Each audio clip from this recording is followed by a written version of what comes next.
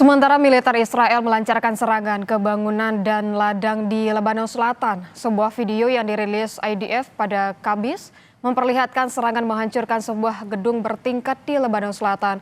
Video dirilis saat IDF tengah melanjutkan operasi darat, laut, dan udara melawan Hizbullah. Dalam sebuah pernyataan, IDF mengatakan pasukannya telah menyerang dan menewaskan lebih dari 70 anggota Hizbullah yang berencana melakukan serangan mortir ke arah mereka.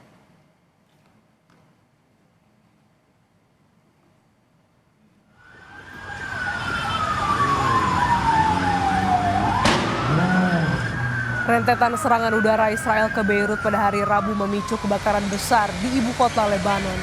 Serangan Israel terjadi hanya beberapa jam setelah gencatan senjata antara Amerika Serikat dan Israel.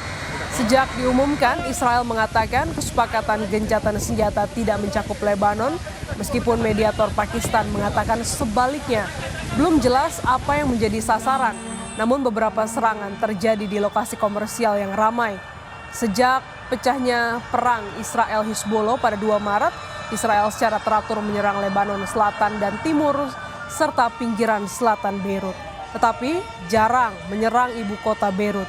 Sejak itu lebih dari 1.500 orang tewas dan 1 juta orang mengungsi.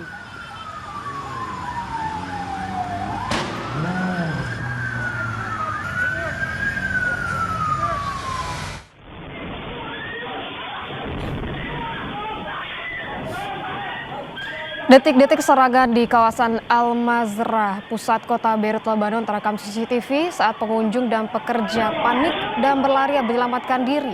Media Turki Anadolu Agency melaporkan salah satu serangan Israel mengenai sebuah restoran di kawasan Al-Mazrah di jantung kota Beirut, Lebanon. Momen serangan itu terekam kamera pengintai atau CCTV. Asap memenuhi ruangan, para pekerja dan pengunjung yang berada di restoran pun panik dan berlarian.